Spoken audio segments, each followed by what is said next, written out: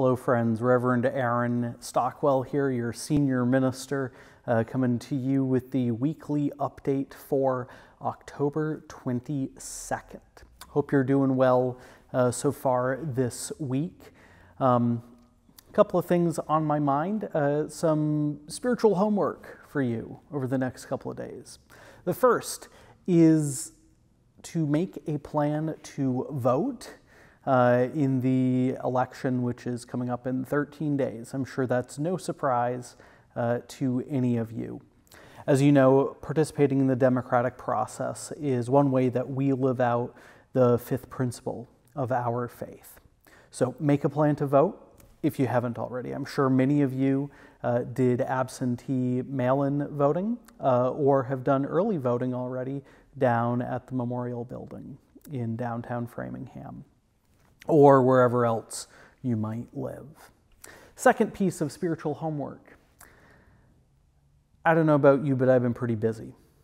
And my spiritual homework for you this week is to take 10 minutes, 20 minutes, and don't do anything. I know that seems like a challenge, but taking mini Sabbaths, if that's all that you can afford or are able to do, is really powerful. It helps us resist this culture that says go, go, go.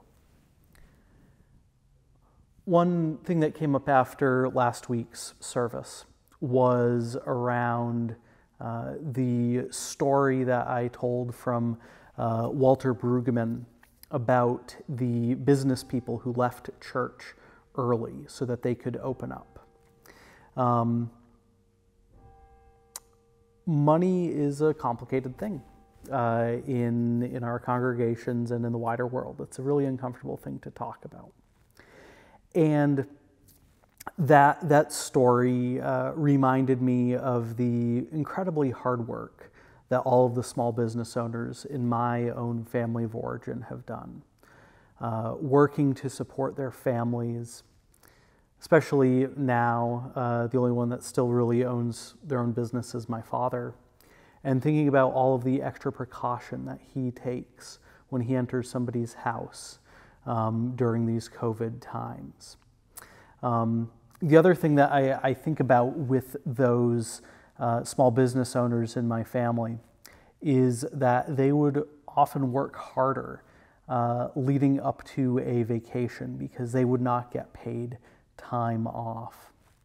So I think about the folks in my life who would go so that they could have a moment to rest. That's a thing that is important to me, and to recognize those small business owners in my own life. And the final bit of spiritual homework is to take some time to get outside. It's supposed to be beautiful right now. And I encourage you to go for a walk, or if you are unable to walk, move in some other way and take a nice deep breath, or a comfortable breath of the air that's outside, assuming that it is safe to do so. This Sunday, we will be talking about mourning and collective grief. As I think about our nation's response to the coronavirus, it's focused on public health, or it should be. It is focused on medical interventions. And the thing that I think is missing from it is the collective trauma that I think we're all experiencing. From the families of those who have died, there is trauma. And I think about other parts in other times in our nation's history that we have experienced collective trauma, and the collective healing that can sometimes come after, and how in the midst of a pandemic, it's harder to grieve on a collective basis.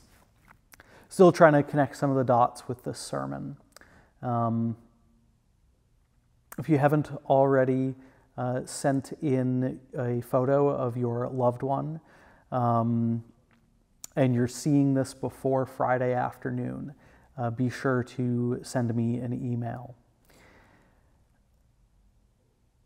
That's all I have for this weekly update. Hope you're doing well, and hope to see you on Sunday. Bye, friends.